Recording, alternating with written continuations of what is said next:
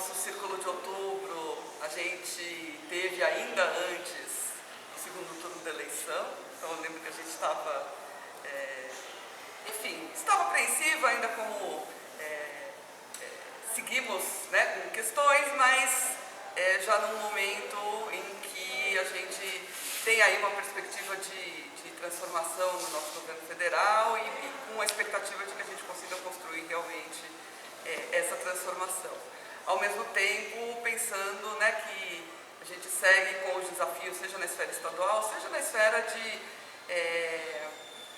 pensar os caminhos de aproximação e de transformação, enfim, do clima político que a gente vai vivendo e, digamos, da condução política mesmo que a gente possa esperar no país para poder, né, ter um engajamento social que realmente valide e fortaleça um processo de retomada e de caminhos que nos mantenham em caminhos que a gente se sinta menos assustados com as questões de institucionalidade como a gente estava vivendo, né?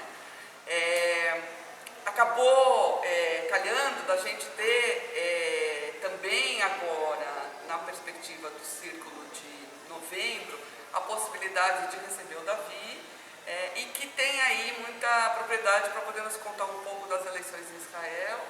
A gente viu, né, uma eleição indo para um caminho um pouco cruzado, né, em Israel, trazendo preocupações um pouco da natureza que a gente tinha aqui por lá.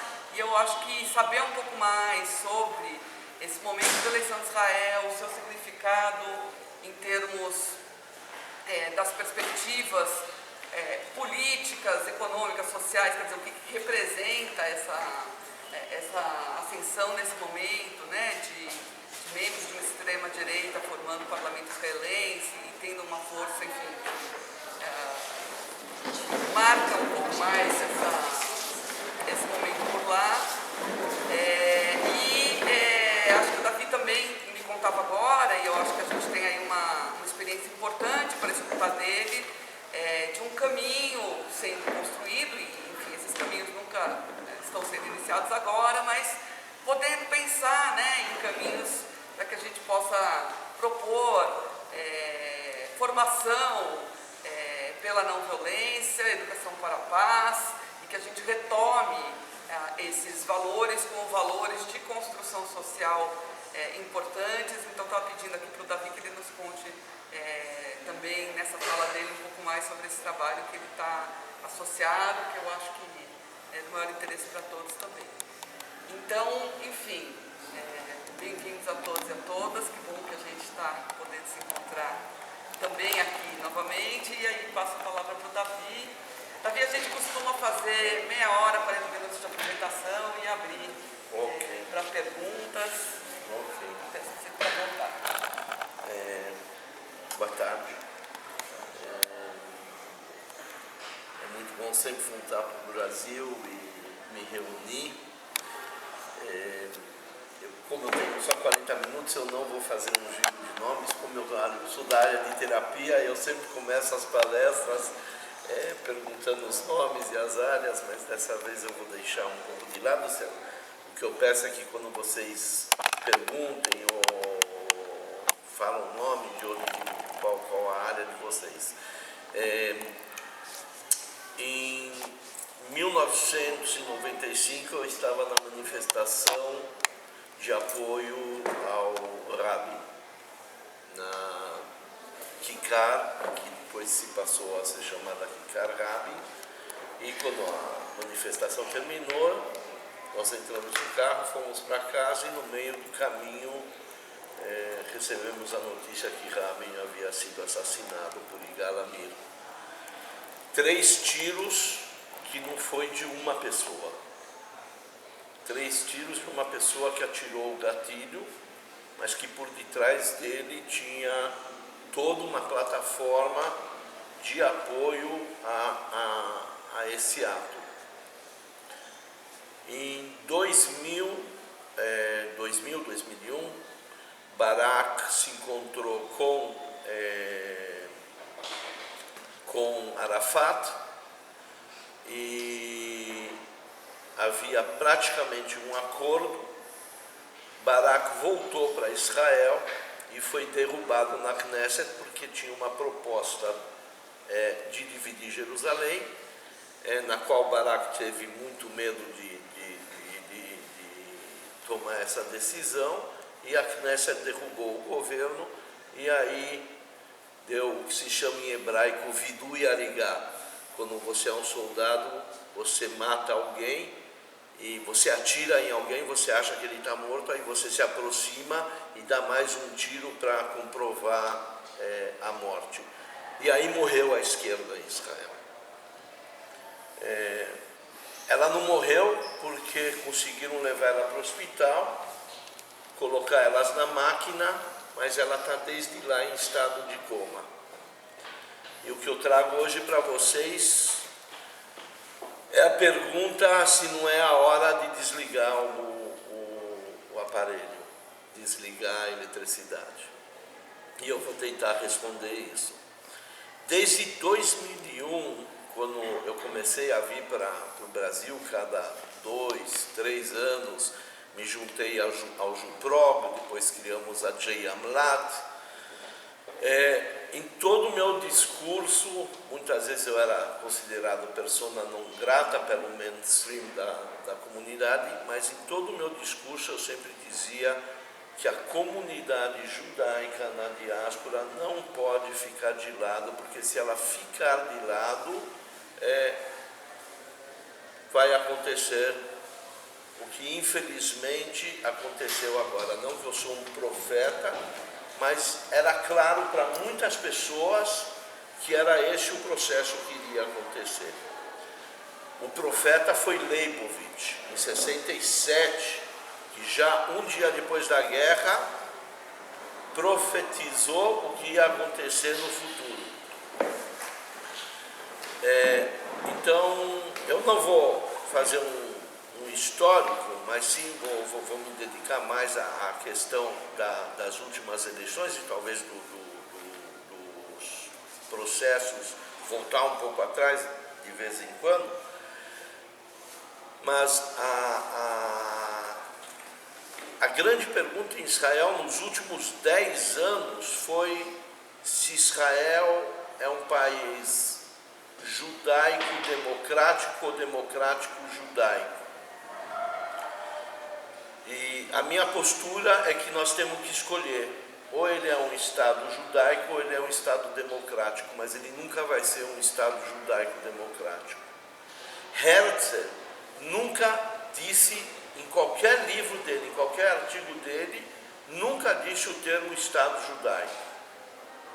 Era sempre o Estado de judeus. Medinat HaYehudim, o país dos judeus. O que significa isso? Era uma república, segundo a visão de Herzl, ok? Na qual a maioria era judia, pertencia ao povo judeu. Agora, então, vamos tentar analisar essas duas palavras, ou essas 3 palavras, Estado judaico-democrático. A primeira pergunta é se é judaico. O que significa judaico? Judaico de acordo com quem? Quem aqui é ortodoxo? Quem aqui é reforma?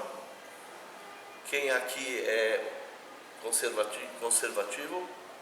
Quem aqui se define como não pertencente a nenhuma corrente? Ok. 13% do povo judeu no mundo são ortodoxos ou ortodoxos Haridim, ok? Quer dizer, ou ortodoxo ou outro ortodoxo.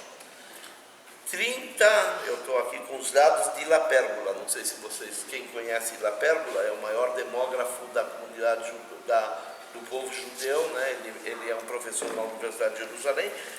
47 são laicos, 13% do povo judeu são ortodoxos ou ultra-ortodoxos, e 40 são reformas ou conservativos ou qualquer outra definição de corrente. Ou seja, 87% do povo judeu não são nem ortodoxos nem ultra-ortodoxos. Hoje em dia em Israel você tem uma ditadura da ortodoxia.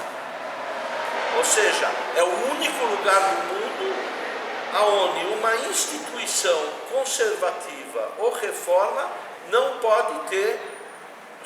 uma oficialidade. Ela não é reconhecida pelo governo ou por uma instituição religiosa, por um órgão religioso federal. No último governo agora de Lapid e de Bennett, que houve toda essa coalizão que se chamava Não Bibi, que na minha opinião foi um grande erro, o Não Bibi, se fez uma série de leis, porque os ultra-ortodoxos nem os ortodoxos estavam no governo, então era a oportunidade. Quem era o ministro da religião era um reforma, uma pessoa que veio da Organização Mundial do Judaísmo Reformista, e ele fez uma série de mudanças em relação a kashrut, em relação ao giur, em relação a relação da religião com o LGTB e assim por diante.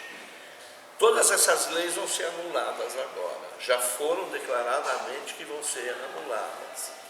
Então, e o Gran Rabino, que é proibido fazer declaração política, já declarou: o Estado de Israel é um país ortodoxo, ok? As minorias que se adaptem a isso. Nós conhecemos isso de outro lugar, mas é o discurso da direita hoje em dia mundial, né? É o discurso no qual Bibi, na minha opinião, em relação, eu pego o Trump, se eu pego o Bolsonaro, se eu pego na Itália, se eu pego na Polônia, Bibi é o mentor, é o gênio de toda essa linha. Ele é, sem dúvida, é um político que você não pode dizer que é simplesmente um gênio político. Toda vez que a gente acha que ele já tirou o último coelho do chapéu, de repente ele tira mais um maior ainda. Então toda a questão de o que é um Estado judaico, a questão é quem vai definir. Se quem vai definir são esses 13% do povo, e não é nem 13%, porque em Israel eles são muito menos, eles são só 7% ou 10% da população dentro de Israel, isso significa que eles só são 5% da população mundial judaica. Se são esses 5% que vão definir, ok, o que vai significar esse Estado judeu. Pela primeira vez na Knesset, você tem 32 membros ortodoxos dentro da Knesset. Gente, 32% é 25% da Knesset. É 50% do atual governo. O atual governo tem 64, 32 do Likud, 32 entre os partidos, os vários partidos religiosos. Ou seja, você tem uma ditadura ortodoxa dentro de Israel. Se ela vai ser judaica, ela não vai ser democrática, porque dentro da visão judaica nós temos a lei do retorno, ok? Rock, a lei que permite que todo judeu, se um dos avós é judeu, pode fazer aliar para Israel. Já começa daí que, em relação à população não judia, isso já não é democrático, ok? Começa desde esse ponto de vista. No momento, se você fez um giur, reforma ou conservativo, isso também não é considerado, apesar de que pela Sormut você pode fazer aliar. No momento, a nova lei que já está sendo implantada, não está sendo implantada porque o governo ainda não assumiu, mas que já estão preparando a lei, é que judeu e a lei do retorno vai ser só se teu pai ou tua mãe são judeus, ou esse ou esse. Ou seja, já cortamos todos aqueles que um dos avós, um dos 4 avós eram judeus. Então, ser democrático, falar em democracia, quando eu ainda nem toquei na questão é árabe. No momento estou falando só dentro do povo judeu, dentro da facção da sociedade de Israel judia. Se eu toco na questão do árabe, nós temos dois problemas fundamentais. Um é Chok HaLeom, a lei da nacionalidade, na qual se pede, na qual claramente se declara que Israel é o Estado do povo judeu e as minorias, ok, são minorias que se aceitam dentro de Israel, mas são segunda, terceira, quarta categoria. Os drusos são segunda, os cristãos são terceira, os muçulmanos são quarta e assim por diante. A outra, que Ben-Gvir, o partido de Ben-Gvir, que não sei se vocês conhecem quem é Ben-Gvir, Ben-Gvir era do partido de Kahana, do Rav Kahana, a favor da expulsão de todos os árabes de Israel. Ele tinha, até 2 anos atrás, a foto de Baruch Goldschmidt, que foi um assassino, um médico, que entrou numa mesquita e assassinou 32, 35 pessoas, metralhando todo mundo que estava lá. Esse é o herói de Ben-Gvir. Amir e Galamir faz parte do ciclo que Ben-Gvir andava, ok? Agora, quem vai ser Ben-Gvir, ele não vai ser só o ministro da polícia, mudaram o título, ele vai ser o ministro da segurança nacional de Israel. Deram mais poder a ele do que já era o posto do ministro. Não só isso, ele também vai ser responsável por toda a questão das terras na Galileia e no Negev, que são as terras de beduínos no sul, que tem uma problemática muito grande, porque tem questão de leis turcas que Israel não aceita, e no norte as aldeias árabes, as aldeias drusas e assim por diante. E ele vai ser o responsável por isso. Bom, você fez o leite ou creme de leite mais fino que existe e botou o gato lá para guardar para ninguém tomar o leite. É exatamente isso o que vai acontecer. Então, Ben-Gvir, todas as leis em relação aos árabes dentro de Israel vai enforcar todas as aldeias árabes e não deixar elas crescerem. O governo anterior já estava preparando 2 a 3 cidades novas árabes dentro de Israel. Isso já não vai mais existir. Agora vamos falar um pouco dos territórios ocupados. Ele também vai ser responsável por todos as colônias ilegais que foram plantadas ou implantadas dentro de terras particulares palestinas. E ele já declarou que ele vai legalizar todas essas colônias. Ou seja, esse governo é um governo totalmente antidemocrático. Ele é judaico, ortodoxo. Porque falar só judaico significa que nós estamos fora, ok? Nós não temos direito a isso, nós não temos direito de opinar qual vão ser as leis dentro do judaísmo, dentro da relação de judeus com os árabes em Israel. E aí, de novo, é o meu apelo, eu vou falar isso acho que 20 vezes hoje na palestra, é o meu apelo a comunidades judaicas de começarem a levantar. Eu vou depois dizer uma frase que talvez vai irritar a todos, mas eu deixo isso para o final para eu poder pelo menos falar um pouco. Por favor, volta no creme de leite. Volta no creme de leite, eu queria pegar melhor, por favor. Não entendi. Volta no creme de leite, dobra no creme de leite. Ok. Assim que democrática e judaica não pode ser. E se é judaica, ok, então vamos ser judaico. Vamos fazer um parlamento dentro de Israel, de todo o povo judeu. Vamos fazer eleições já do povo judeu. O Estado de Israel, se é judaico, pertence ao povo judeu. Então vamos fazer um parlamento de todos os judeus do mundo. Vamos, cada comunidade, de acordo com o número de pessoas que pertencem à comunidade, vão ter tantos membros nesse novo parlamento, no Sanedrim, vamos chamar eles assim por acaso de Sanedrim, e vai ter representação do povo judeu. E aí sim o Estado vai ser um Estado judeu.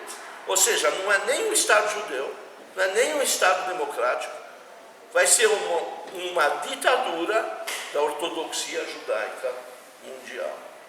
E nós vamos ver isso. Se vocês acham que isso vai ficar lá, vocês estão muito enganados. Isso vai refletir diretamente aqui.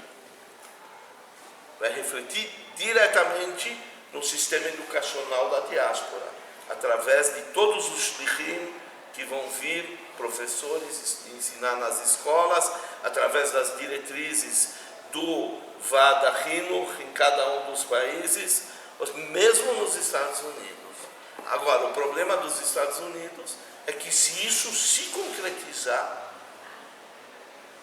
o judaísmo americano vai simplesmente se desconectar de Israel.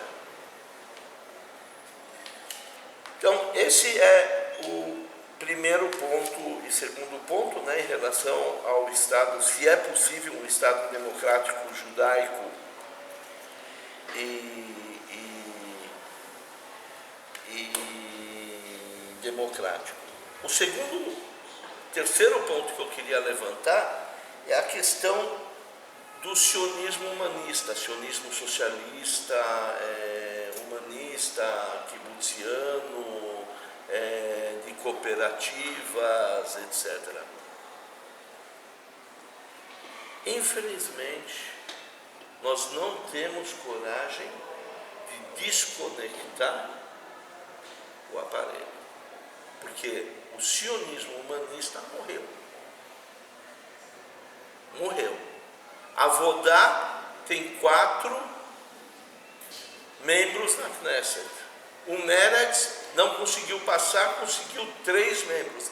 Então, a esquerda sionista, socialista, etc., tem 7 membros na Knesset.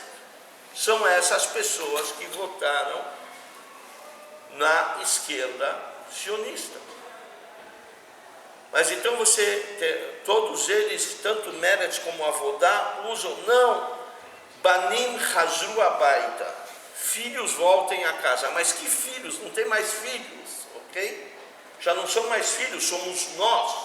Olha para nós, vê quantas pessoas na minha idade para cima tem aqui e quantos jovens tem. Não existe mais. Não existe mais uma esquerda, ok, que se está criando de baixo para cima, que poderia ser os filhos voltem a casa. Então o que a gente faz? Infelizmente, e não só isso, né, que Meirav Michaeli fez a grande besteira de não se unir com Meretz e perdeu com isso, porque seria totalmente diferente, poderia ainda talvez ter um empate dentro das eleições. Mas vejam bem, mesmo que tivesse um empate, ele é um empate com ilusão óptica, porque se hoje em dia o Bibi e o Likud e o Aguda, o Tzmat Israel, agora vejam bem quem são, bom, depois eu comento. Nós esquecemos que Lieberman, que está hoje em dia colocado dentro do bloco de esquerda, é um direitista fascista. Nós esquecemos que Saar, que está hoje em dia junto com Gantz, que é um partido de centro, é de direita. Ele saiu do Likud porque ele foi o único que teve coragem de se confrontar com o Bibi. mas ele é totalmente de direita. Amanhã o Bibi sai, Lieberman e Saar, que são mais 8 cadeiras, vão para o bloco de direita. Ou seja, a direita hoje em dia em Israel, e a direita judaica, ela está em torno de 74 membros, 72, 74 membros no parlamento. E a pergunta é, o que a gente faz? E aqui, quem aqui é do Avodah? Quem aqui é do Meretz? Que se identifica, ok, não, ok, eu vou irritar vocês. Avodah e Meretz sempre foram racistas em relação aos árabes. Sempre. Desde o movimento kibutziano, sempre foram racistas. Não matou. Hã? Não matou. Bom, não vamos discutir agora, entrar em fatores históricos. No próximo café que eu sento com você, nós vamos discutir. O MAC não. O MAPAM sim. Vamos discutir o que? Eu não escutei. Fatores históricos. Eu falei no próximo café que eu sento. Não vamos discutir o quê? Não, a história de MAPAM, o MAC sim. Tá? Mas MAC sempre teve 1 a 2 membros na Knesset. Ok? O movimento kibutziano per si foi um movimento anti-árabe. Ben-Gurion, quando na Guerra da Independência, existem documentos, virou para Igal Alon e falou: quantos árabes você puder botar para fora, bota para fora. Claramente. Ou seja, toda essa questão, não, os árabes saíram porque os países árabes mandaram para avisar na rádio para eles saírem, para entrarem mais rápido. Sim, isso é verdade, mas o outro lado também é verdade. O outro lado que Ben-Gurion e o governo israelita tinha essa visão de quantos mais árabes saírem de Israel, melhor para nós, ok? Ao outro lado também, porque a visão era botar a gente para fora, era uma luta de sobrevivência, não tinha nem dúvida. E a pergunta fica então, o que a gente faz? Se eu acredito, não nós, porque sou eu que acredito nisso, que Avodah e Meretz morreram, que não tem mais como reviver eles, já se tentou 2, 3, 4 vezes nos últimos 4 anos, e não adianta, ok? Essas eleições foram o maior fracasso. A Meirav Michaeli, quando nas últimas eleições conseguiu 6 ou 7, nós achamos que, uau, ela conseguiu realmente atrair, quem sabe existe um novo... Mas o que se provou justamente o contrário. Meretz, durante 4 eleições, usou o sistema de Gewalt. Ok? Gewalt é socorro. É gritar socorro, socorro, socorro. E aí, ok? Todas as pessoas que eram do... violência. Hã? Gewalt é violência, é usado como socorro. Ok. A tradução ideal é Ok. Gewalt, é violência. E aí o judeu quando fala Gewalt é porque é socorro, violência. Ok, eu traduzi diretamente porque é isso que... Então, quando o Meretz gritava Gewalt, então eu, por exemplo, já tinha me desconectado do Meretz, eu vou explicar aonde eu fui, e para mim essa é a solução. Eu de qualquer jeito voltei durante 4 eleições a voltar no Meretz. E dessa vez não. Falei Gewalt, Gewalt, Gewalt, caput, ok? Acabou, não tem mais. Eu desconecto a tomada da eletricidade, porque não dá mais. E a pergunta agora, na diáspora, minha mulher é professora de dança entre outras áreas, professora de dança folclórica. Nós fizemos Shlichut em Porto Alegre, Kadima, para quem conhece um pouco o Rikudeyam, Kadima é resultado do trabalho dela.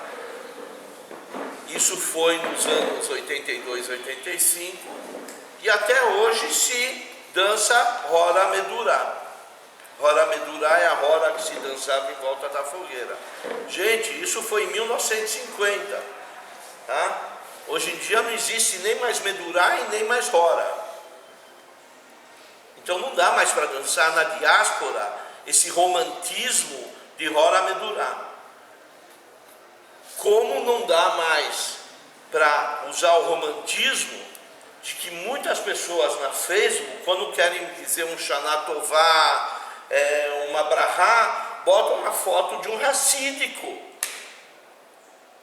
Eu fico louco com isso. Porque na foto do racídico tem 50% dos 5% dos representantes do povo judeu.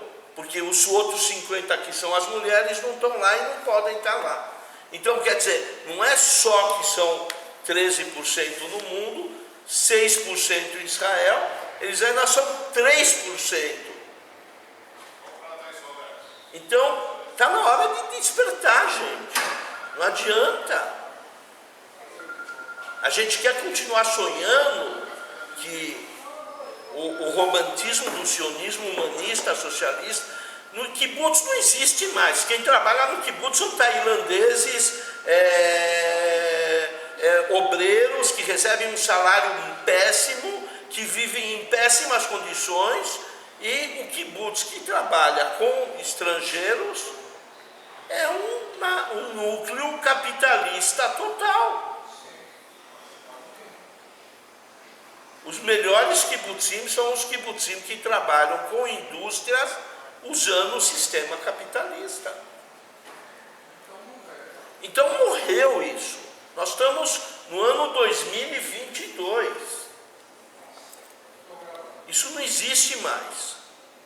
E a pergunta é, ok, então vamos fazer, ok, o que Echad-Am, eu sempre fui Echad-Am, mas é pior ainda do ok. Quer dizer, Echad-Am sempre dizia Israel é o centro cultural, histórico, etc., do povo judeu, e você tem a diáspora que também floresce culturalmente, ao contrário do sionismo herzliano, né, que pregava a Aliá, ou do kibutziano, ou do sionismo socialista, que pregava que todo judeu iria a Israel. Morreu, não tem mais. Vamos se conscientizar disso. Vamos se conscientizar, e aí das duas uma. Ou nós entregamos a chave, o que infelizmente tem muita gente em Israel pensando fazer isso, muitos jovens que têm uma filosofia de liberdade, de esquerda, apesar de não se identificar nem com Meretz nem com Avodá, mas que tem uma ideologia de esquerda, que estão pensando em sair do país e entregar a chave. E aí vem realmente a pergunta, quando Israel fez 50 anos do domínio à Palestina, o professor Daniel Bartal, que é o maior entendido em educação política, criou o CISO, Save Israel, Stop the Occupation. Okay? Eu fazia parte da direção desse movimento, e a ideia era convencer as diásporas de fazer um levante. E agora eu vou dizer o que eu ia dizer, que pode ser que vai irritar. De fazer um BDS judaico. Está na hora de fazer um BDS judaico. Está na hora de, se um produto vem da Judéia e da Samária, não usar. Se um produto é para apoiar movimentos de direita, não usar. Ué, eles não fazem isso? Os religiosos não fazem isso? Os ultra-ortodoxos, quando tem alguma coisa que irrita eles, no mesmo instante todos os rabinos mandam uma notificação não comprar tal produto. E acabam, assim, com o determinado produto. Agora, eles podem e nós não? Aqui no Brasil, Davi, boa tarde, eu sou Cristina, boa tarde, desculpa o atraso, eu cheguei atrasada. Aqui no Brasil a gente teve uma luta muito séria, temos uma luta muito séria contra a direita, contra o bolsonarismo. Então eu não acredito que a gente tenha fôlego para conseguir também começar uma reação contra a direita judaica, a direita israelense. Qual o seu nome? Cristina. A gente viu, inclusive, que os judeus brasileiros votaram no Bolsonaro. Né? E aqui nós perdemos famílias, amigos, enfim, pessoas que a gente conhecia, tudo em função dessa direita genocida, fascista, racista que a gente tem no Brasil. Então, acho que a gente não tem fôlego também para conseguir fazer um levante, né? Eu agradeço a pergunta porque ela me coloca justamente naquilo que nós tínhamos começado. Cristina, não adianta pensar no Brasil, porque não é mais Brasil, é a direita mundial.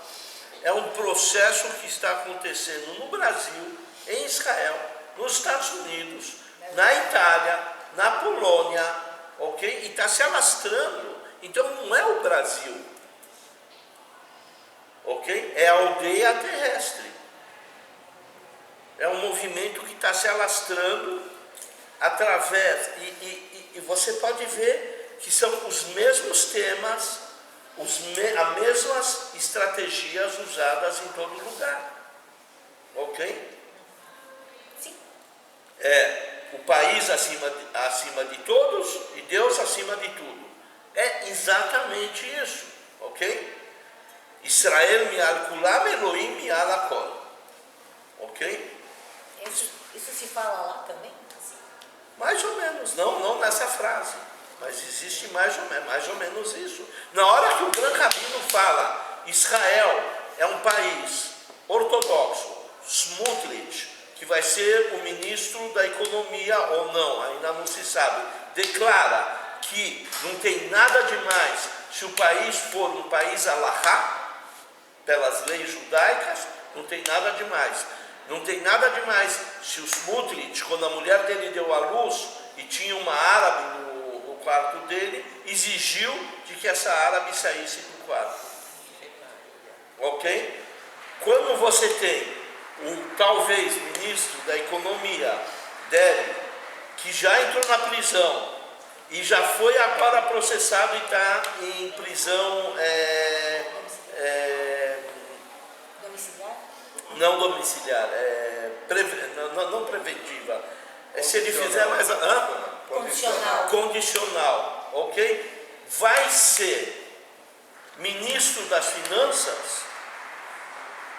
Se vão fazer uma lei agora, que se você faz uma lei dentro do parlamento e alguém protesta e vai para o Tribunal Superior, se o Tribunal Superior recusa essa lei porque ela vai contra as leis básicas do país, o país não tem Constituição, ok? Mas se vai contra as leis básicas dos direitos humanos, se você no parlamento tem 61 votos, você cancela a decisão do Tribunal Superior. Ou seja, nós vamos entrar numa ditadura. Agora, isso acontece, ok? O Trump assessorou agora o Bolsonaro em como não aceitar os resultados das eleições, ok?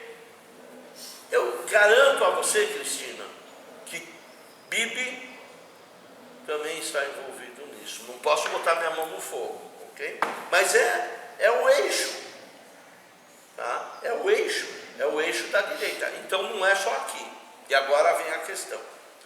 Deixa eu só, ainda esse assunto, você falou, ou eu entendi errado, que o caso dos Estados Unidos é diferente, que o mundo todo está em perigo da direita direita, mas que os Estados Unidos vai Não. reagir diferentemente. Não, exatamente a mesma coisa.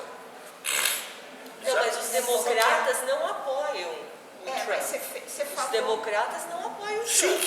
que nem 50% Os do judeus povo em Israel. democratas, os judeus democratas não apoiam o Trump. Ok, que nem em Israel 50% do povo não apoia o que está acontecendo eu agora. perguntar o que aconteceu com a esquerda que não conseguiu formular alguma Esquerda israelense? forma de... Eu comecei a minha palestra com o assassinato de Rabin. Assassinato de Rabin foi um golpe. Sim, mas mais presente, mais nessa Não, eleição. mas não é mais. Você tem que ver a história. Tá. Desculpa o nome. Betina. Você tem que ver a história. 95, Rabin é assassinado. Acordo de Oslo é assassinado. 2000, Barak fracassa com Arafat, começa a segunda intifada, que aí acaba, enterra a esquerda. A esquerda se perdeu. Eu me perdi um pouco nas eleições recentes. Eu ouvi dizer, eu não tenho certeza, que a esquerda não conseguiu se unir. Que uma das razões que fez a ascensão dos cananistas foi o fato de que a esquerda não se uniu. Não. Não? Isso foi mais um elemento. O que aconteceu? Você podia falar um pouquinho sobre isso? Por que a esquerda não... Nesse caso dessa eleição... Mas não é dessa eleição. Espera, Betina, desculpa. Ou eu não me fiz entender, ou você não acompanhou o meu raciocínio. Ok? Houve 5 eleições em Israel nos últimos 3, 4 anos. Ok? Isso não é de agora, isso é de 1995 que a esquerda vai fracassando e a tendência em Israel é uma direitização, ok? E uma Adatá é todo o processo de religiosidade que você foi impondo através dos religiosos, através do governo do Bibi durante 12 anos. Dentro do Ministério da Educação, dentro do sistema militar,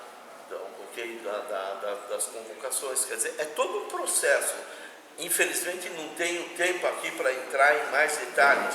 Tem um livro de Tzvi Land que ele demonstra como desde o jardim de infância a educação em Israel é uma educação militarizante e é uma educação na qual etnocêntrica, ok? Então tudo isso foi levando adiante por uma falta também total de lideranças de esquerda capazes de aglomerar, de aglutinar essas pessoas. Para onde foi a esquerda? A esquerda foi para o centro, para o Lapid e para o Gantz. Para lá eles foram. Mas eles não vão mais voltar para a esquerda. Não tem como. Houve um processo de... Deixa o Gabriel organizar. Com licença. A gente já está entrando na discussão, doutor, a sua fala foi excelente para todo mundo ficar num grau de excitação que quer perguntar. Então vamos organizar. Tem o Charles, tem a Heloísa, tem Samuel. E a gente vai fazer uns blocos de 3, pode ser? Ok, eu só preciso mais de 3 minutinhos, tá? Para dar pelo menos a minha visão de solução, e aí quem sabe. A única solução hoje em dia é justamente isso, Cristina, é não ficar no gueto de Israel, é sair para fora. É criar um movimento internacional, ok? Pela paz e pela não violência. Isso é uma das coisas que minha organização está fazendo com outras organizações. Nós estamos criando uma rede internacional de educação para a paz e não violência, que vai ter sede em Portugal. No Brasil nós estamos trabalhando, vai ter um congresso na Bahia em maio de 23, e está ligado Israel, Palestina, Portugal e Brasil, por enquanto aquilo que eu falei no começo. Não, eu não falei para você, desculpa. É Brasil, Portugal, Israel, Palestina, talvez a Argentina já está entrando, Espanha talvez já está entrando e Itália talvez já está entrando. Bastante movimentos, organizações educacionais. Mas, paralelo a isso, tem que ter uma ação política também. Tem que ter uma ação política.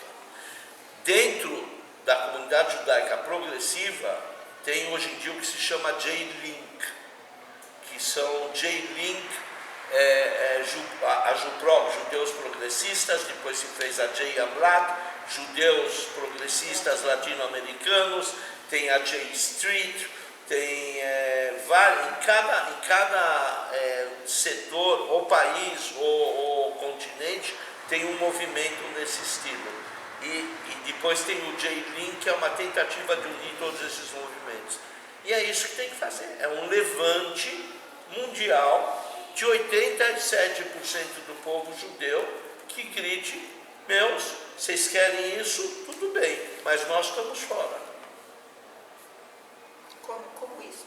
Se vocês querem continuar com essa melhor organizar ortodoxia isso. de direita, então nós da Galut dizemos, tudo bem, Bem comportado. é isso. É de vocês. Ou fazer o levante. Não tem outra solução. Eu também vou perguntar que você Não, vai vamos falar esperar Espera. uma ordem. Deixa As pessoas na frente, tá? Não, é que eu só porque ele estava. Não dá, gente, a gente precisa esperar. Você pode entrar na primeira fala da segunda rodada, se quiser, tá bom?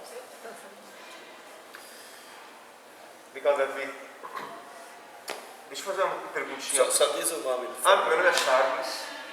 Eu sou aqui do Brasil, São Paulo. Eu trabalho numa faculdade chamada INSPER, sou professor. E eu morei um pouquinho em Israel durante 10 meses. Perto de você. Eu estava lá em Carneiro, você está na Radia. E eu acho que talvez eu concorde com você com a conclusão, mas eu acho que tem alguns saltos, né, no pensamento. E eu acho que é por causa do tempo que teve que compreender. Mas eu acho que tem toda uma lacuna no que a gente fala, que são os árabes israelenses. A gente praticamente não sabe nada sobre eles. Estou falando de judeus aqui no Brasil. A gente não sabe nada sobre eles. A gente não sabe como é que eles vivem, a gente não sabe se eles vivem com os judeus ou não, se eles se integram. A gente não sabe por que eles entraram na coalizão no ano passado e por que agora você tem, acho que um nível de votantes árabes caiu brutalmente de novo. A gente não sabe porque talvez eles tivessem se aproximado da esquerda israelense, porque hoje em dia eles odeiam a esquerda israelense. Odeiam A esquerda israelense. Na verdade é essa, eles não suportam. Então eu acho que é uma grande incógnita.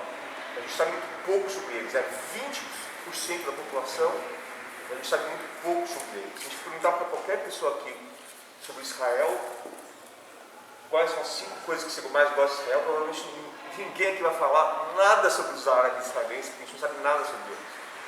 Então minha pergunta para você direta quantos árabes você tem na sua organização? Ok. Você entrou agora no último ponto, tá? Talvez escutar as perguntas e aí eu respondo? Ok. Dá uma notada aí, Elo, pra entrar na segunda rodada. Nome e falar um pouco mais alto. Tá bom. Eu sou Heloísa, professora da Unesp.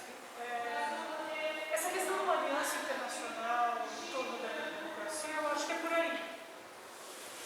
Agora, um Estado do tamanho de Israel, com o poder de Israel, com a tecnologia de Israel, depender das diásporas, eu acho que é uma ilusão que a gente tem algum controle disso. É claro, estou falando do Brasil, especialmente. Esse é o meu âmbito. Porque tem brasileiros, judeus, comprometidos com a democracia, e tem judeus brasileiros que não estão comprometidos com a democracia. Eu acho que a questão internacional envolve meios de comunicação, envolve relações internacionais, envolve uma porção de coisas. Ela faz sentido de partido para partido, de Estado para Estado. Porque o que nós conseguimos no Brasil no mês passado,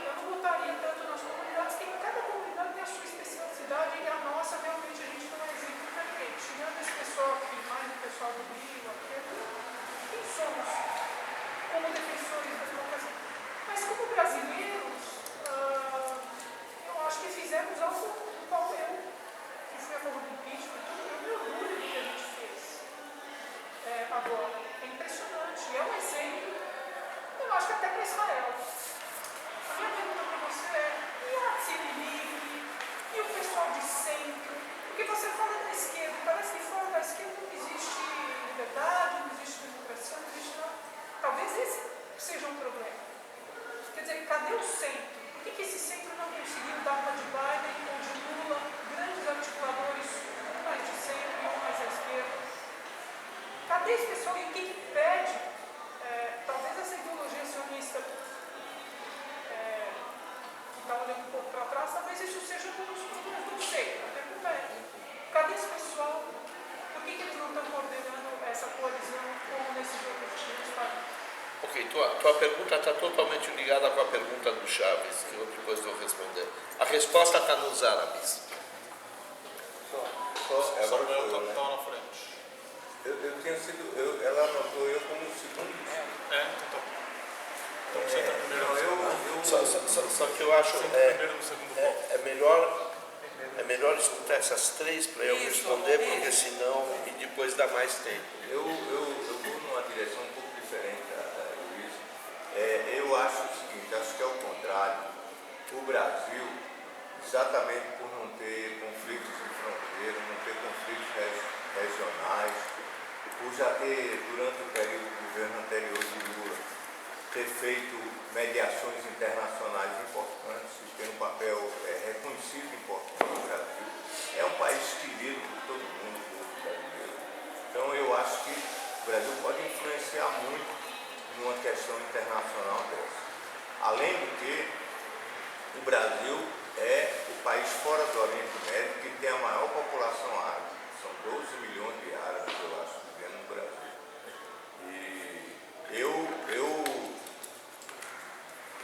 E desde os anos 2000, eu atuei o tempo todo dentro da comunidade árabe. Então, eu acho que eu posso contribuir para isso e já me proponho a ajudar nessa questão. Porque eu acho que esse caminho que você está levantando, eu já tinha pensado também. Né? E eu acho que devia ser no Brasil a sede de um congresso mundial judaico progressista ou judaico-árabe progressista. E, independente de ter esse congresso ou não, várias atividades, festivais, debates, pequenos documentários e tal. Eu queria dar os parabéns pela iniciativa e dizer que se alguma lição a gente deve tomar dessas eleições é partir para a ofensiva. E tanto os judeus têm muita atuação com Israel, a gente sabe disso, os árabes também têm muita atuação junto aos palestinos.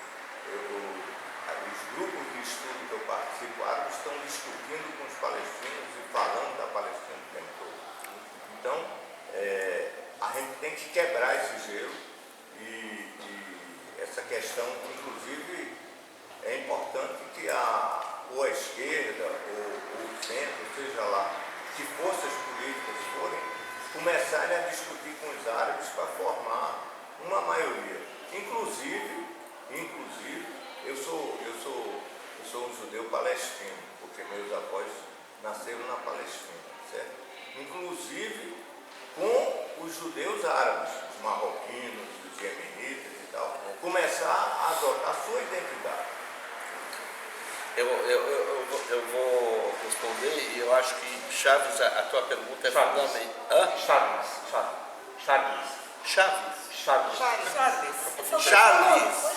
Ah, tá, eu esqueci de dizer meu nome, Nathaniel Braga. Ok. Charles, Você saiu desculpa. faz tempo do Brasil, tinha Charles na sua turma. Eu precisaria agora 2, 3 horas para fazer um seminário sobre a questão do árabe,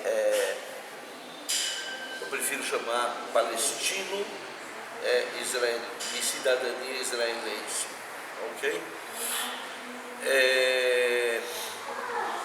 Assim como eu prefiro chamar Palestina e não territórios ocupados. Eu tentei dar lançar, ok, a questão de que mesmo a esquerda em Israel sempre foi racista em relação aos árabes, sempre segregou os árabes, ok? Eu só vou dar um exemplo. A Shomer HaTzair, ela é um movimento juvenil que trabalha com a população árabe, mas não existe nenhum Ken misto.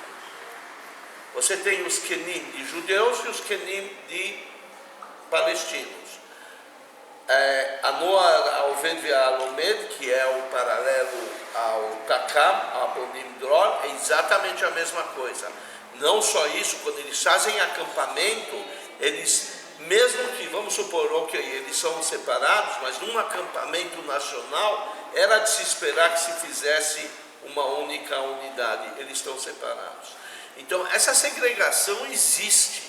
Agora, os avós da geração atual, que eram as pessoas que sobreviveram à Nakba, quer dizer, sobreviveram não no sentido que houve um genocídio, mas que ficaram em Israel depois da Nakba, não sei se vocês sabem, do ponto de vista de Israel é a independência de Israel, do ponto de vista palestino é a Nakba. A Nakba é a destruição, é a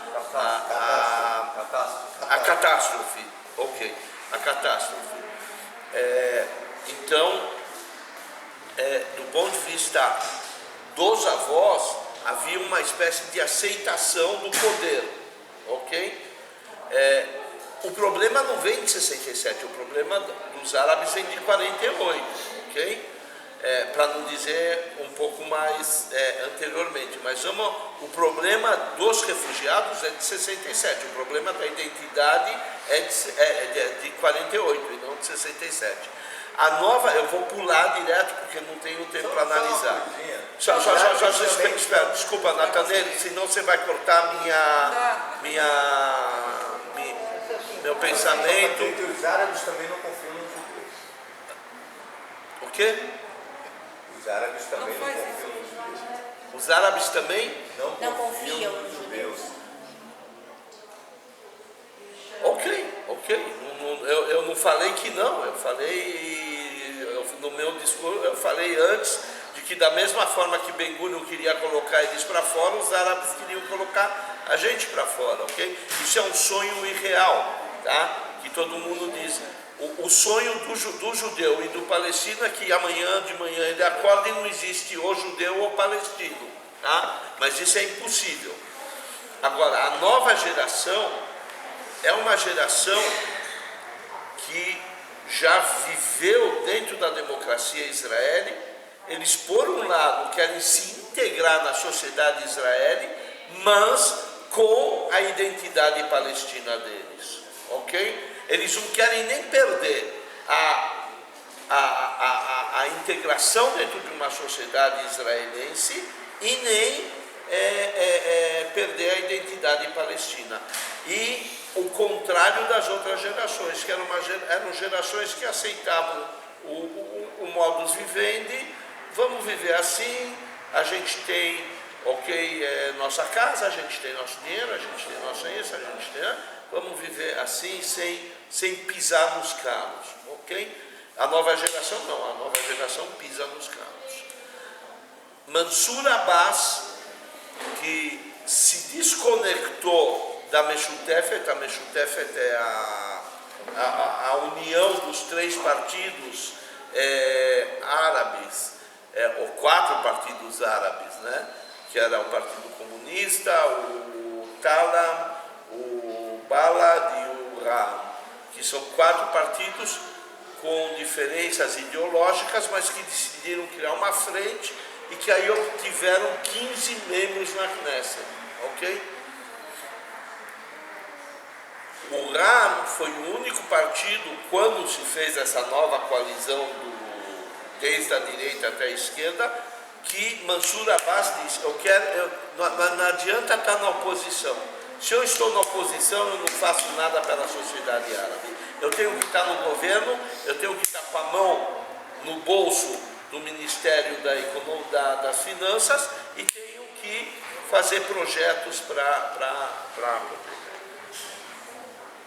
fracassou. Fracassou. A única forma hoje em dia, e essa é o meu, por isso que eu saí do Meretz, eu só vou citar alguns nomes: Avram Burg, Taleb, Leon Liel, Daniel Bartal, são a elite intelectual da esquerda acadêmica. E com políticos determinados. Avram Burg é um político, Taleb foi membro da Knesset, Avram Burg também, e tem outros 2 membros da Knesset, ex-membros, que decidiram que chegou a hora de criar um movimento de todos os seus cidadãos, e assim se chama o movimento de Kol Ezrahea, de todos os seus cidadãos. É um movimento que não é sionista, enterrou o sionismo, não no sentido de que o povo judeu tem direito a voltar ao seu país e a ter um Estado com uma maioria judaica. Não. O povo judeu tem o direito de um Estado com maioria judaica, assim como o povo palestino tem o direito a um Estado com maioria palestina. Palestinos podem viver em Israel como cidadãos israelenses, judeus podem viver na Palestina como cidadãos palestinos, tá? E aí a confederação, que se chama Eretz Lekulam, que é um movimento político e não um partido. Kol Ezrahea se transformou agora num partido político. Nós são 150 fundadores, eu faço parte, eu sou o 150 lá embaixo, ok? Tem gente de gabarito impressionante dentro do movimento, do ponto de vista de história, de conhecimento, de vivência política. E se tomou uma decisão, teve uma assembleia, se nós iríamos entrar nessas eleições ou não. No final decidimos que não. Eu era a favor de sim entrar. Por um voto se decidiu que não iriam entrar. E no final, depois de mais ou menos 1 mês e meio, quase nas vésperas das eleições, todos os que votaram a favor de entrar nas eleições disseram: ainda bem que não ganhamos, porque nós não estávamos preparados para as eleições, ok? Iria ser um fiasco e aí o partido iria terminar antes de começar. A ideia existe junto a esse partido um movimento que se chama Omdim Beyachad, Stand Together, ok? Que são judeus e árabes, que pela primeira vez em Israel, quem comanda esse movimento são árabes palestinos. A única forma, e aí vem, a única forma de haver uma reviravolta é desestruturar o Avodá e o Meretz. Aqueles que se identificam com a esquerda, criar um novo partido de todos os movimentos mistos de judeus e de palestinos. Aqueles que se identificam com uma política de social ou de welfare state, se unir ao partido de centro, que o Lapid é um partido de centro esquerda light, ok? E nas próximas eleições fazer a união do centro com os árabes e com esse novo partido misto, judeus e árabes de esquerda. É a única forma de tentar com que os árabes se sintam que eles não são os cidadãos de segunda categoria e que por isso então não vale a pena nem votar, ok? E sim que agora tem um movimento que o que diz nosso movimento, ok? Qualquer cidadão tem os mesmos direitos. O que significa isso? Cancelamento da lei do retorno, ok? Não existe mais lei do retorno. Ou existe lei do retorno para os palestinos. Então, todo refugiado palestino tem direito a voltar para Israel. Ou você cancela, ou você generaliza a lei. Tá? Todo o direito territorial dentro do... Para vocês terem uma ideia, isso aqui é a aldeia árabe. Tá? Não, isso aqui é a aldeia árabe. Aqui tem uma aldeia judia.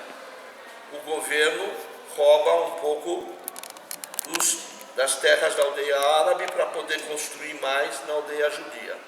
E vai estrangulando. O que acontece com a população árabe? Ela começa a construir para cima casas, segundo, terceiro, quarto andar, ilegalmente. Dentro de Israel, não estou falando nos territórios ocupados, que é muito pior. Agora, só para vocês terem uma ideia, em Gaza, que nós não temos exército lá dentro, qualquer prédio que é construído lá precisa ter aprovação de Israel. Sem aprovação de Israel não se constrói. Agora, então se constrói ilegalmente. E o que o Ben-Gvir vai fazer?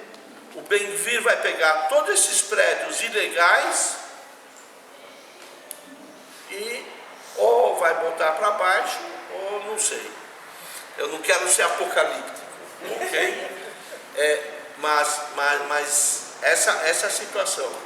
Eu respondi para você? Não. Ok.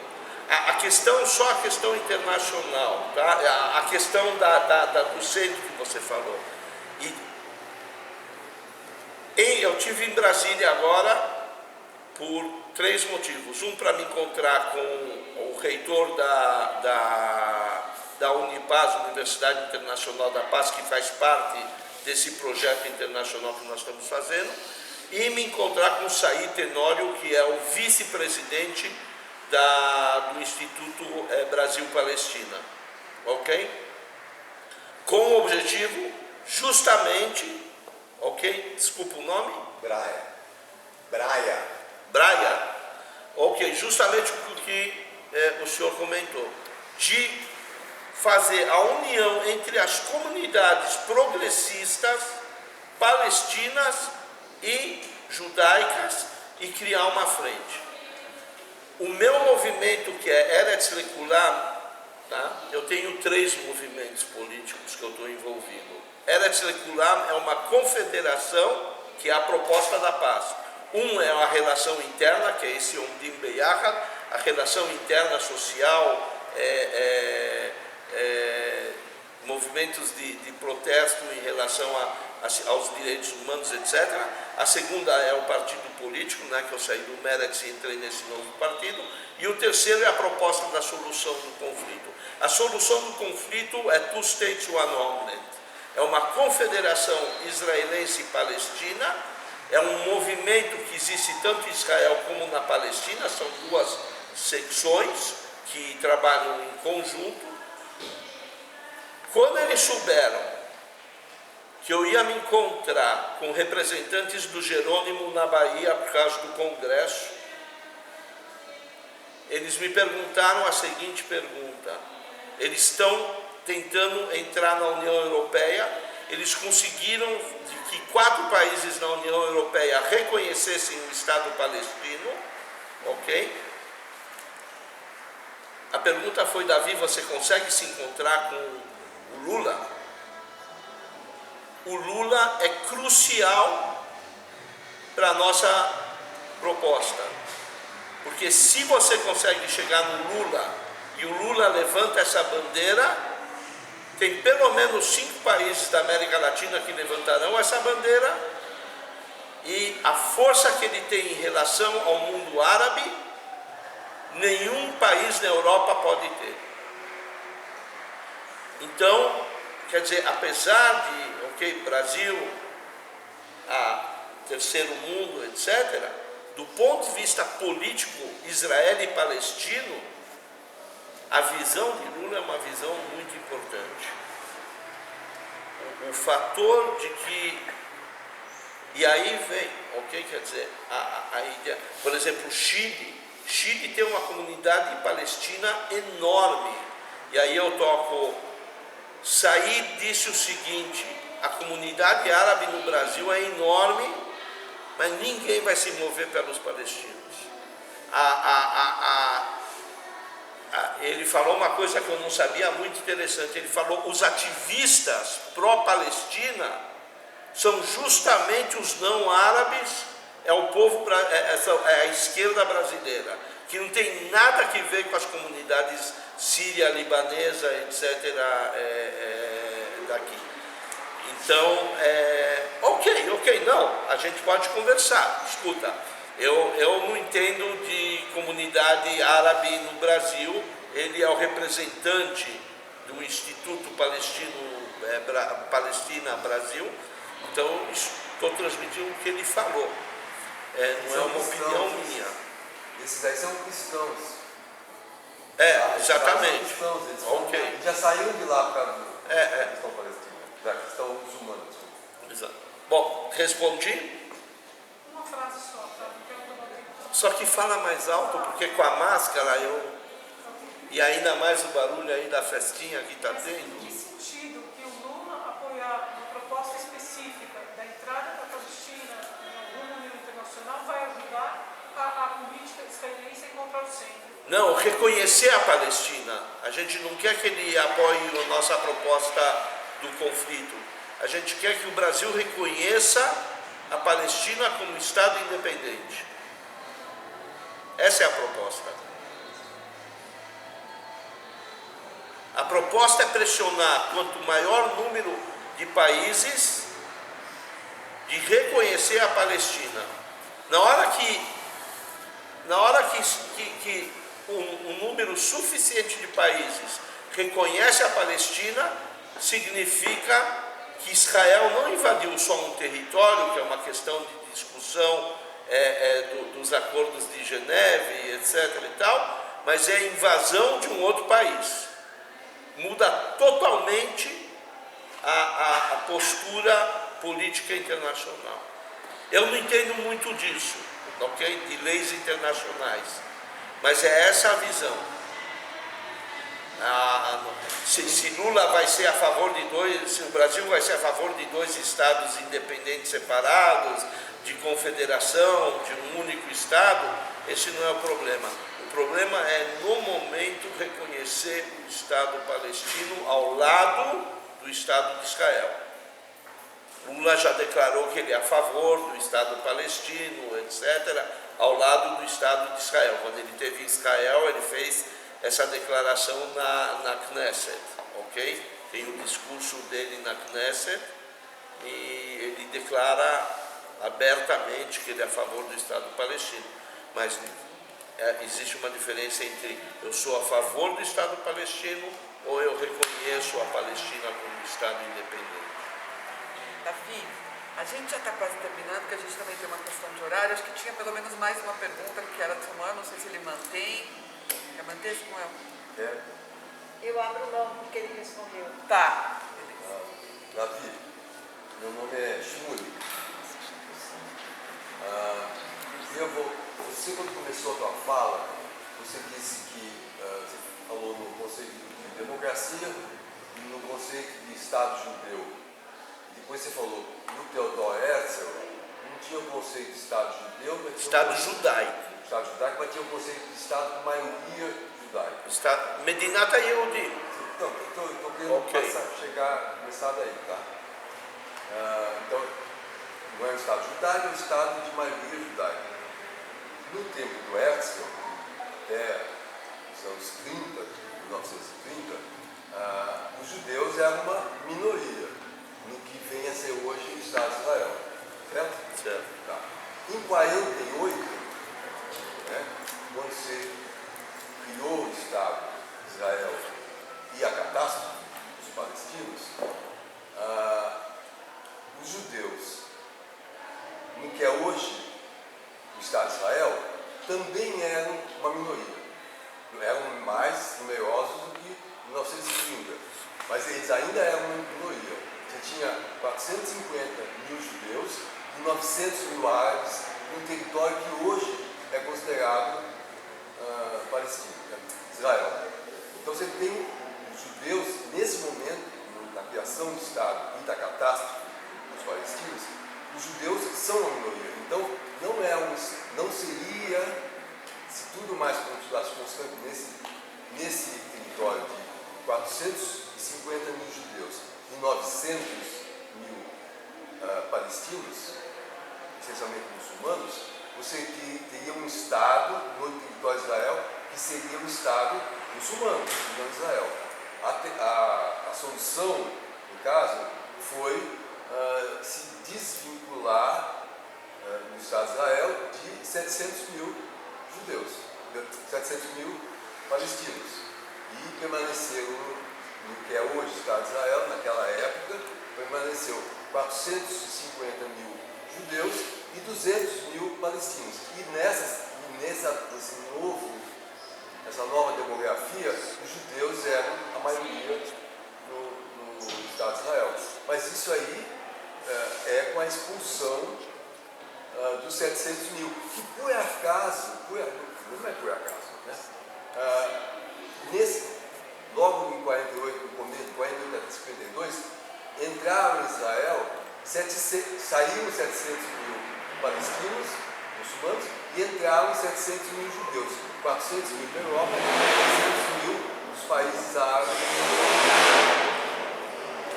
Então, o que eu estou dizendo é que, na própria concepção do Estado de Israel, na própria criação do Estado de Israel, seja independente se é esquerda ou direita, se a direita tomou força, se são os religiosos, os ortodoxos, etc., na própria concepção, você tem uma anomalia. Não é um Estado, não poderia ser um Estado de maioria de judeus, quando você tem os judeus sendo, na constituição dele, minoria. Você teria que fazer, então, no próprio nascedouro do Estado, você teria que se livrar para poder ser o Estado dos 700 mil judeus. E aí você está propondo assim, se isso não tiver solução, os judeus teriam que sair de Israel, não é isso? Eu fiz isso. Ok.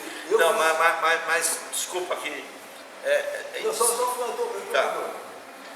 Você falou assim, que no limite, os judeus abandonam Israel, abandonam o sionismo, né?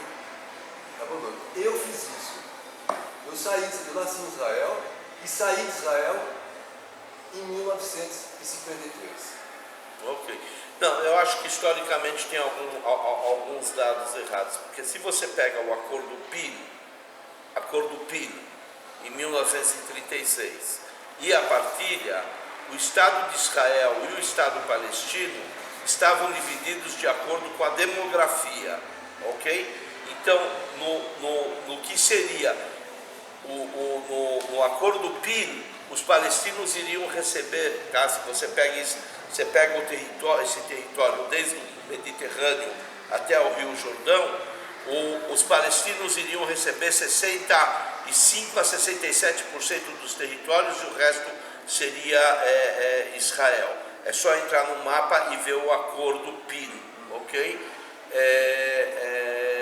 Então, e era o Estado, era um Estado totalmente cortado de acordo com a demografia. Onde havia uma maioria judaica, ia ser o Estado judeu. Onde havia uma maioria palestina, Estado palestino. A mesma coisa em 48, quando se fez o acordo da partilha, a partilha também, onde o Estado palestino era a maioria palestina, o Estado judeu a maioria judia. Eu sempre digo, historicamente nós não temos mais tempo, mas eu sempre digo, o grande erro do sionismo inicial é a frase de Herzl que Israel, essa região, era para um povo sem terra, era uma terra sem povo para um povo sem terra, onde havia um povo lá dentro. Então, essa foi a primeira falha do movimento sionista, que não percebeu que ali havia um povo, ok? Que até a época de Golda Meir disse que povo palestino não existia, ok? Então, isso vai um pouco contra aquilo que você está falando. A questão, o erro palestino foi de não aceitar o acordo Pilo, porque se os palestinos tivessem aceitado o acordo Pilo, eles teriam um Estado palestino com maioria palestina em 65, ou depois eu posso ver exatamente, é só ver o mapa, de todo esse território. Israel iria ficar só com 32 ou 35% do território e Ben-Gurion estava disposto a fazer o Estado lá. Quando os palestinos se recusaram por pressão árabe, do Egito, daí principalmente Egito, Síria, e Líbano, né, que a Liga Árabe invadiu do sul, da Síria e do Líbano. Quando Israel conquistou esses territórios, aí Ben-Gurion deu a ordem: quanto mais expulsar árabe, quanto mais territórios dominamos, melhor. Mas, do ponto de vista histórico, o Estado palestino e o Estado de Israel iriam ser estados com maioria palestina e com maioria judia. Mas a questão é por que eles teriam que aceitar qualquer coisa? Quem? Os palestinos. Por que eles teriam que aceitar qualquer acordo? Né? Gente, vamos... Os números que você deu... Você já está entrando... Não, é uma questão complexa. Se você quiser, só para te lançar, até 1917, os palestinos não queriam um Estado palestino. Eles queriam pertencer à Grande Síria, que ia ser Síria, Líbano e Palestina, que era na época do Império Turco. Como os turcos perderam a guerra e houve o acordo entre França e Inglaterra e a divisão, se deu para as famílias hashemitas presentes, quer saber de uma coisa? Pega isso de presente, tá? Pega isso também de presente. O mesmo presente, os ingleses deram para dois povos. Então aí começa o conflito. Como eu não tenho tempo de fazer uma análise histórica do conflito, por que os palestinos deveriam aceitar? Não existe nenhum motivo porque os palestinos deveriam aceitar, mas naquele tempo, em 1917, não existia uma consciência nacional palestina. Tá? O movimento sionista surge das origens de 1870 dos movimentos nacionalistas europeus. Os palestinos, quando eles vão ter consciência nacional, na hora que eles percebem que eles já não vão fazer parte da Grande Síria, em 1920, eles fazem o primeiro congresso sionista palestino, né? O primeiro congresso nacional palestino, e aí eles declaram que eles querem também um Estado. É um conflito de duas nacionalidades. A solução é muito simples: ou os dois vão continuar nessa luta de conflito até o final, ou vamos achar uma solução. Em todos os meus discursos eu falo, você tem duas possibilidades, ou, principalmente quando tem palestinos e judeus, ou nós vamos nos fixar no problema, ou nós vamos nos fixar na solução. Fixar no problema é começar a analisar a história e ver quem tem razão e quem... Não, porque Deus disse para mim que essa terra pertence a mim, Ou não, porque... Tá, mas vocês saíram há 2000 anos atrás e nós entramos há 300 anos atrás. Sabe de onde vem o povo palestino? A maior parte do povo palestino? Do Iraque, da Pérsia, dessa região. Eles não eram palestinos. Vai ver quantos palestinos tinha no século XVIII, no início do século XVIII, na Palestina. Também é um movimento de migração desses países para essa região. Então, a gente pode começar, não, o povo palestino não existe, porque são iraquianos, são persas, Ou você pode dizer, ok, hoje em dia existem dois povos no mesmo território, com uma conscientização nacional, como a gente soluciona isso? Não adianta ficar, não vou usar a palavra que a gente usa em Israel, quando a gente fala entre brasileiros, mental, ok? Não adianta ficar fazendo isso, porque não vai chegar a nada. O conflito vai continuar e só vai fortalecer as extremas direitas palestinas e as extremas direitas israelenses.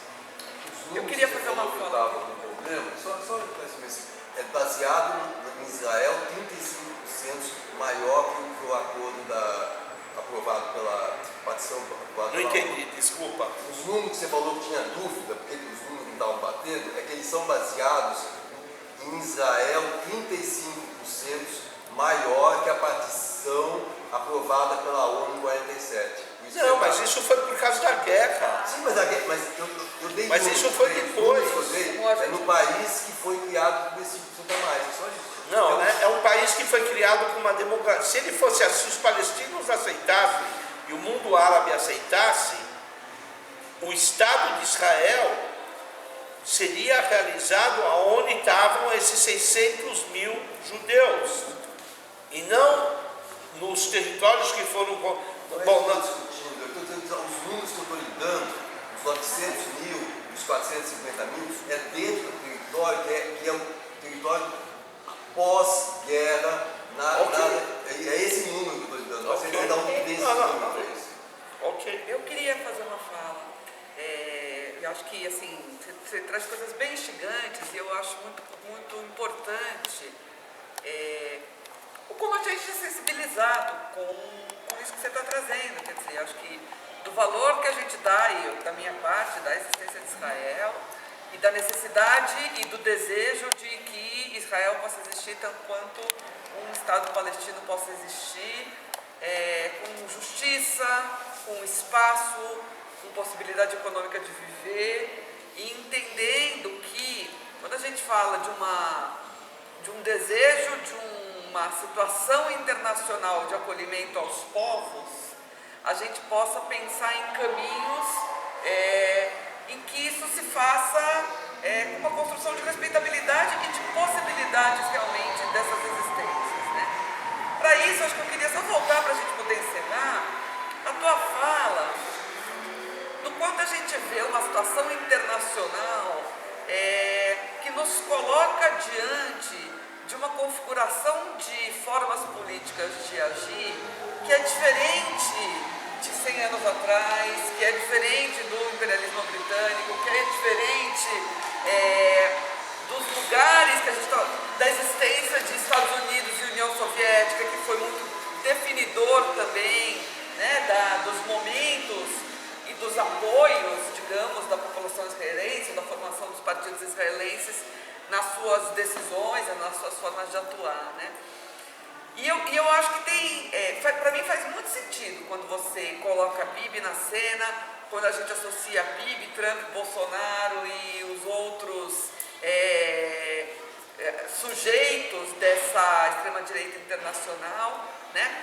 Porque eu acho que a gente vai entrando num jogo que é um jogo dessa mimetização dos grupos políticos, e aí isso incorpora com controle de discurso em redes sociais, isso incorpora com indústria armamentista internacional, quais são esses interesses, quem está vendendo para quem, da onde vai o dinheiro, de onde para onde, porque a sensação que a gente fica às vezes é meio de ratinho correndo labirinto, entendeu? E aí essa sensação assim do tipo, tá bom, então agora tirou o Trump de lá, vamos fazer festa, ficar feliz, etc., mas ele está lá no escritório dele, articulando, encontrando neonazistas, influenciando eleição aqui, orientando o que o Bolsonaro tem que fazer, não tem que fazer, e o Bibi, todo mundo, como você mesmo disse, Bibi, todo mundo festejando, nossa, se livramos do Bibi, etc., e ele está lá na casa dele, quer dizer,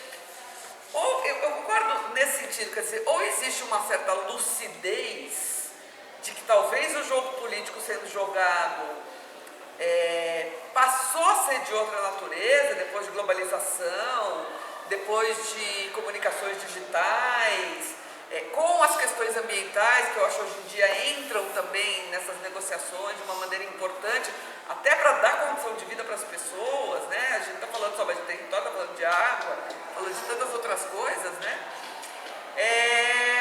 Ou a gente vai ficar se frustrando, porque a gente fica nisso, né? Tenta de um jeito e não consegue, tenta fazer uma agremiação partidária, dá burros na água. Enfim, quer dizer, queria até te dizer que fico feliz de ver a tua formulação dessas várias frentes, porque acho que talvez tenha que ser por aí. Da mesma maneira, Elô, quando você diz, né, dessa perspectiva que houve da vitória do Lula, sim, teve que ter essa frente ampla, tem que ter a Marina Silva e o meio ambiente, quer dizer, se a gente não conseguir fortalecer que o que há é um caminho de construção respeitoso, e respeitoso nesse sentido, né, de procurar esses lugares, essas coalizões internacionalmente também, a próxima eleição está aí, os caras se articulam de novo, e eu acho que é um pouco da nossa bucha nesse momento também, né? Quais são as próximas etapas e os próximos passos de um jogo que é um jogo que não vai poder mais ser partidário, que não vai poder mais ser o meu grupo, que não vai, porque você vai perder na próxima, né? Acho que enfim, um pouco essa minha sensação. Eu só queria terminar a minha Isso, fala. queria que até você aproveita para fazer uma finalização, queria te convidar. Ok.